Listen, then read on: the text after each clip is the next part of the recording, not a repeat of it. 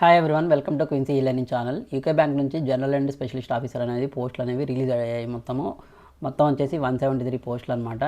On regular basis అంటే ఇవి permanent పోస్టులు అనమాట. సో జనవరి 13 నుంచి మనం అప్లై చేసుకోవచ్చు. లాస్ట్ డేట్ వచ్చేసి ఫిబ్రవరి 2.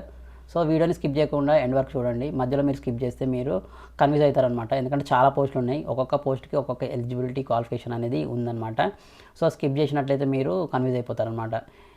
ఏ పోస్ట్కి మీరు ఎలిజిబులో కాదు అనేది మీరు కన్ఫ్యూజ్ అవుతారనమాట. సో అందుకే డీటెయిల్గా మీకు ఎక్స్ప్లెయిన్ చేస్తాను, స్కిప్ చేయకుండా చూడండి.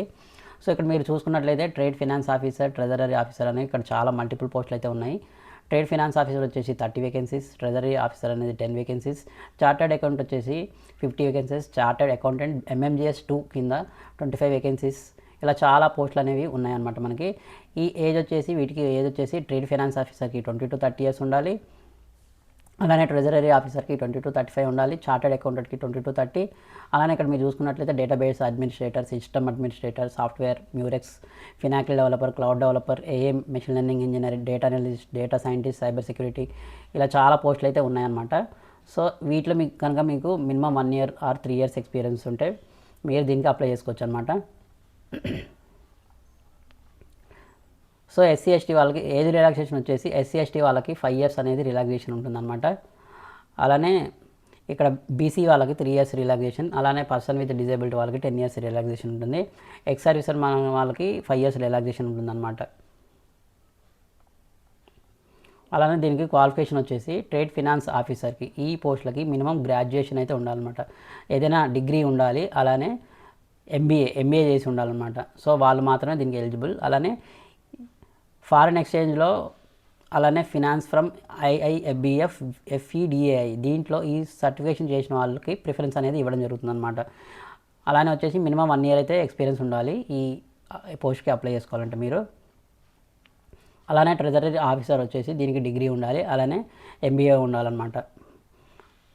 ట్రెజరీ మేనేజ్మెంట్ IIBFలో, NIBMలో ఈ సర్టిఫికేట్ చేసిన వాళ్ళు వీళ్ళకి ప్రయారిటీ అయితే ఇవ్వడం జరుగుతుందన్నమాట. దీనికి వచ్చేసి మినిమం 3 years అనేది ఎక్స్పీరియన్స్ ఉండాలన్నమాట. బ్యాంకింగ్లో ఉన్న, ఫైనాన్షియల్ సెక్టర్లో ఉన్న ఎక్స్పీరియన్స్ ఉండాలన్నమాట. సో వాళ్ళు మాత్రమే ఎలిజిబుల్ దీనికి అప్లై చేసుకోవడానికి. అలానే chartered accountant, so chartered accountant eligibility ఈ డిగ్రీ అయితే చేసి ఉండాలన్నమాట. మినిమం 1 year ఎక్స్పీరియన్స్ ఉండాలన్నమాట దీనికి అప్లై చేసుకోవాలంటే. ఇది చార్టర్డ్ అకౌంటెంట్ MMGS 2, ఇది వచ్చేసి JMGS 1 అనమాట. ఇది MMGS 2, దీనికి మినిమం 3 years అయితే ఎక్స్పీరియన్స్ ఉండాలన్నమాట. సో మినిమం 1 year ఎక్స్పీరియన్స్ ఉన్న వాళ్ళు దీన్ని అప్లై చేసుకోండి. ఎవరికైతే మినిమం 3 years అయితే ఎక్స్పీరియన్స్ ఉందో సో వాళ్ళు దీనికైతే అప్లై చేసుకోండి.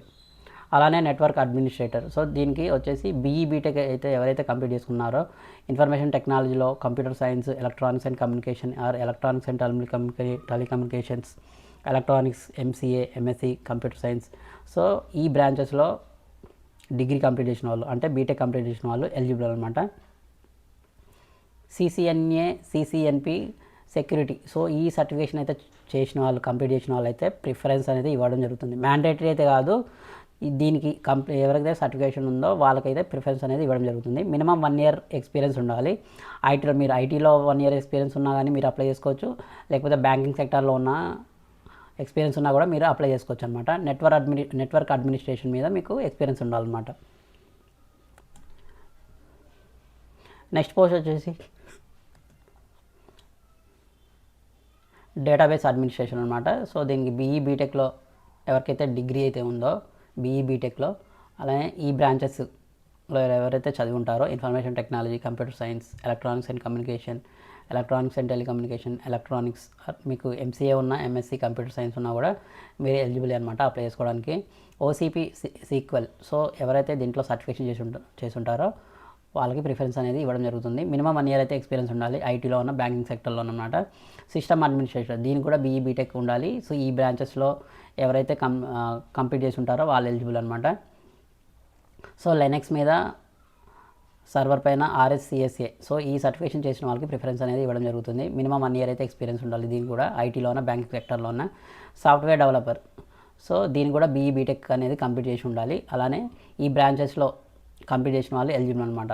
ఐటీలో ఉన్న, మీరు కంప్యూటర్ సైన్స్లో ఉన్న, ECE తీసుకున్న, ఎలక్ట్రానిక్స్ అండ్ టెలికమ్యూనికేషన్ తీసుకున్న, ఎలక్ట్రానిక్స్ ఆర్ MCA అన్న, MSc కంప్లీట్ చేసి ఉంటే మీరు ఎలిజిబుల్ అనమాట. జావాలో మీరు సర్టిఫికేషన్ చేసిన, ఆండ్రాయిడ్ లేకపోతే iOS, .NETలో మీకు సర్టిఫికేషన్ ఉన్నట్లయితే మీకు ప్రిఫరెన్స్ అయితే ఇవ్వడం జరుగుతుందన్నమాట. మినిమం 1 year అయితే ఎక్స్పీరియన్స్ ఉండాలి.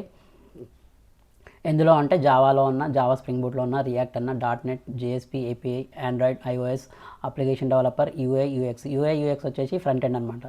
HTML, CSS, జావా స్క్రిప్ట్ ఎవరికైతే ఎక్స్పీరియన్స్ ఉందో వాళ్ళు ఎలిజిబుల్ అనమాట. ఫుల్ స్టాక్ డెవలపర్ అంటే జావా ప్లస్ ఫ్రంట్ ఎండ్ వచ్చిన వాళ్ళు ఎలిజిబుల్ అనమాట. సో ఇందులో మీకు ఏ ఎక్స్పీరియన్స్, ఎందులో అయినా ఎక్స్పీరియన్స్ మినిమం 1 year ఉంటే వాళ్ళు ఎలిజిబుల్ అనమాట అప్లై చేసుకోవడానికి.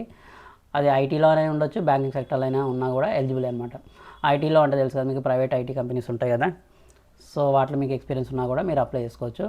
అలానే మ్యూరెక్స్ డెవలపర్, సో బీటెక్ చేసిన వాళ్ళు ఎలిజిబుల్ దీనికి. ఈ బ్రాంచెస్లో ఎవరైతే కంప్లీట్ చేసుకున్నారో వాళ్ళు ఎలిజిబుల్ అనమాట. సేమ్ బ్రాంచెస్, పైన ఉన్న బ్రాంచెస్ అనమాట.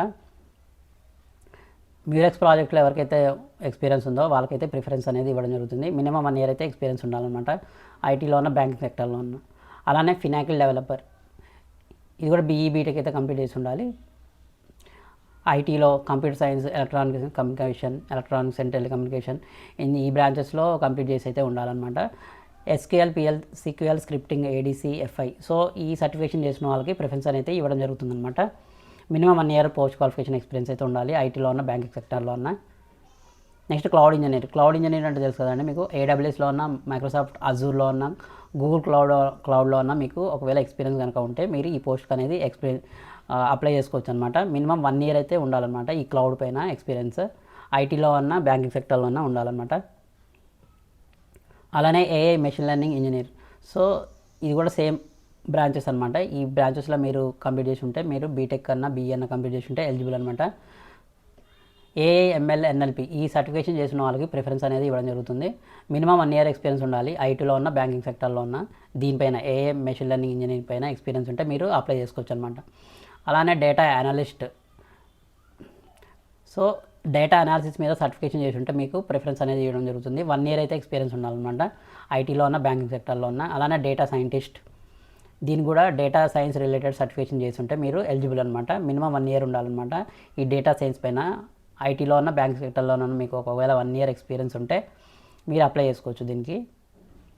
సైబర్ సెక్యూరిటీ, సో దీనికి వచ్చేసి TIA సెక్యూరిటీ, CISSP ఈ సర్టిఫికేషన్స్ చేసిన వాళ్ళైతే ప్రిఫరెన్స్ అనేది ఇవ్వడం జరుగుతుంది. మినిమం 1 year ఉండాలన్నమాట ఎక్స్పీరియన్స్, ఐటీలో ఉన్న, బ్యాంకింగ్ సెక్టర్లో ఉన్న. అలానే డేటా ప్రైవసీ కాంప్లయన్స్ ఆఫీసర్, ఈ పోస్టులు చూసుకున్నట్లయితే సేమ్ బ్రాంచెస్ అనమాట. GDPR, CDPO ఈ సర్టిఫికేషన్స్ అయితే చేసిన వాళ్ళైతే ప్రిఫరెన్స్ అనేది ఇవ్వడం జరుగుతుంది. వీళ్ళకి కూడా మినిమం 1 year అయితే ఎక్స్పీరియన్స్ ఉండాలన్నమాట. ఐటీలో ఉన్న, బ్యాంకింగ్ సెక్టర్లో ఉన్న, ఎందులో ఉన్నా కానీ పర్వాలేదు, అప్లై చేసుకోవచ్చు వాళ్ళు.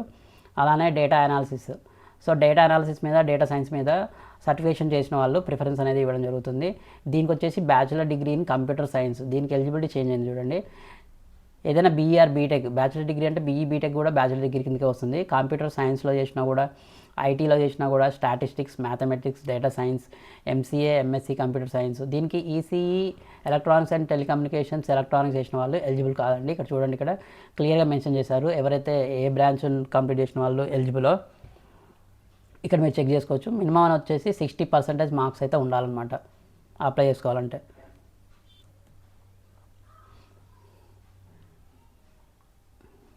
మినిమం 3 years ఎక్స్పీరియన్స్ అయితే ఉండాలి అప్లై చేసుకోవడానికి. అలానే నెక్స్ట్ డేటా సైంటిస్ట్ అనమాట. Data scientist bachelor degree in computer science, information technology, statistics, mathematics, data science, MCA, MSc ఈ బ్రాంచెస్లో మీకు ఒకవేళ కంప్లీట్ చేసి ఉంటే మీరు ఎలిజిబుల్ అనమాట. డేటా అనాలిసిస్, డేటా సైన్స్లో మీకు ఒకవేళ సర్టిఫికేషన్ చేసి ఉంటే మీకు ప్రిఫరెన్స్ అనేది ఇవ్వడం జరుగుతుంది. మినిమం 3 years అయితే ఎక్స్పీరియన్స్ ఉండాలన్నమాట ఇది అప్లై చేసుకోవాలంటే. అలానే data engineer computer science, information technology వీళ్ళు మాత్రమే, ఈ బ్రాంచెస్లో ఎవరైతే కంప్లీట్ చేసి ఉంటారో వాళ్ళు మాత్రమే ఎలిజిబుల్. ఇక్కడ కూడా ECE, electronics and telecommunication, electronics వాళ్ళు ఎలిజిబుల్ కాదు అప్లై చేసుకోవడానికి. ఒకవేళ మీకు ఎక్స్పీరియన్స్ ఉన్నా కానీ మీకు ఈ బ్రాంచ్లో మీరు కంప్లీట్ చేయకపోతే మీరు ఎలిజిబుల్ అనేది కాదనమాట. సో మినిమం 3 years అయితే ఎక్స్పీరియన్స్ ఉండాలి ఈ పోస్ట్కి అప్లై చేసుకోవాలంటే. అలానే ఫీజు విషయానికి వస్తే SC, ST, ఫిజికల్లీ హ్యాండిక్యాప్డ్ వాళ్ళకి 175 రూపీస్ అనమాట. జనరల్ వాళ్ళకి 800 రూపీస్ అనమాట. సెలక్షన్ ప్రాసెస్ వచ్చేసి ఇది రిటన్ టెస్ట్ అయినా ఉండొచ్చు, అలానే స్క్రీనింగ్ అయినా ఉండొచ్చు. స్క్రీనింగ్ అంటే ఏంటంటే గ్రూప్ డిస్కషన్ అయినా ఉండొచ్చు, ఇంటర్వ్యూ అయినా ఉండొచ్చు అనమాట. ఒకవేళ నెంబర్ ఆఫ్ అప్లికేషన్స్ ఎక్కువ వచ్చాయనుకోండి, అప్పుడు రిటన్ ఎగ్జామ్ అనేది కండక్ట్ చేస్తారు. అలానే ఒకవేళ నెంబర్ ఆఫ్ అప్లికేషన్స్ తక్కువ వచ్చాయనుకోండి, మీకు డైరెక్ట్గా గ్రూప్ డిస్కషన్ అయినా ఉంటుంది, లేకపోతే ఇంటర్వ్యూ అయినా ఉంటుందన్నమాట. ఈ ఫైనల్ డిసిషన్ తీసుకునేది బ్యాంకే అనమాట, ఫైనల్ డిసిషన్.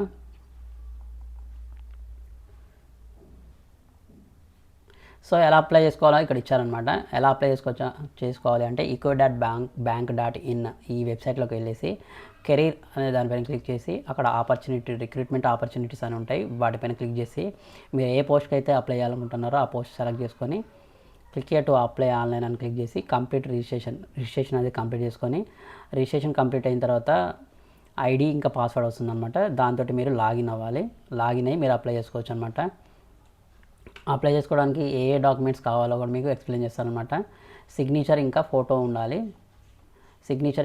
ఉండాలన్నమాట. ఇక్కడ మీరు చూసుకున్నట్లయితే ఫోటో వచ్చేసి 20 to 50 KB మధ్యలోనే ఉండాలి. అలానే సిగ్నేచర్ వచ్చేసి 10 KB to 50 KB మధ్యలోనే ఉండాలన్నమాట. ఇది జేపీజీ ఆర్ జేపీఈజీ ఏ ఫార్మాట్లో ఉన్నా కానీ సరిపోతుందన్నమాట.